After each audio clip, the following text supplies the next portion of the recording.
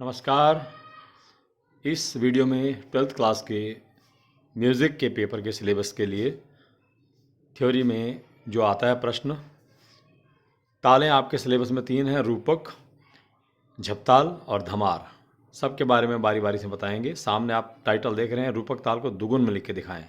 इससे जो पिछला वीडियो था उसमें था कि रूपक ताल को बराबर में या ठा में कैसे लिखते हैं।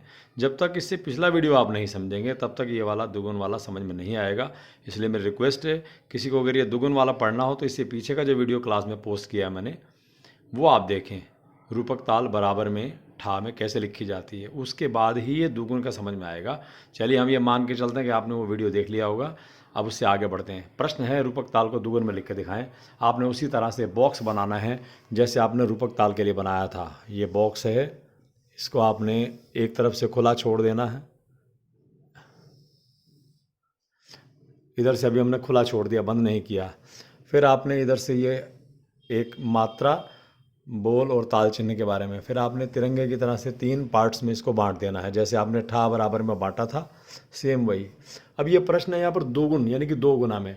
इसका मतलब है कि रूपक ताल में हमारे 7 मात्रा होती हैं, तो 7 मात्रा को 2 बार लिख दें। पहले 1 से 7, फिर 1 से 7, तो 2 बार हो गया, तो दुगुन हो जाएगी उसमें।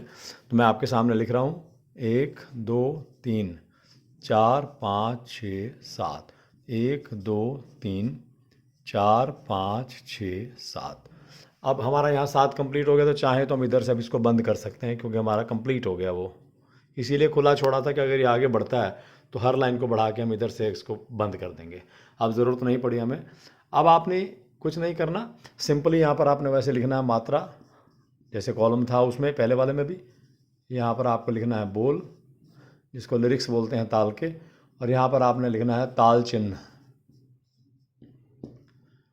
अब आपने इसी तरह से 1 2 3 4 5 6 7 है, तो बोल आपको याद है, वहीं का वहीं लिख दीजिए। तिन तिन्ना धिन्ना धिन्ना। ये 7 मात्रा के नीचे हो गया। फिर दोबारा से 7 आ गए, फिर दोबारा लिख दीजिए आप, तिन तिन्ना धिन्ना। जैसे आपने बराबर में 1 के नीचे 1 लिखा था, ऐसे ही 1 के नीचे 1।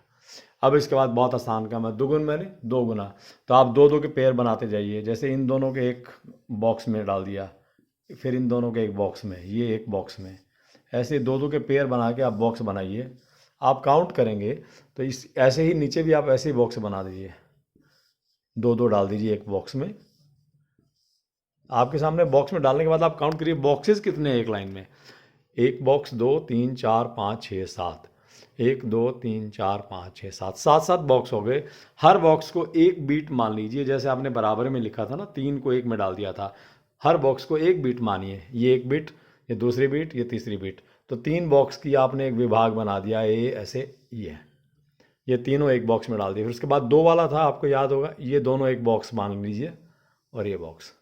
तो ये उसी तरह से आपके सामने हो गया जैसे बराबर में आपने लिखा था। तो ये आपका हो गया। वैसे ही आपने ताल चिन्ह लगाना है। तो पहली मात्रा के नीचे हमारा क्रॉस था और 0 था, कुछ भी लगा सकते हैं।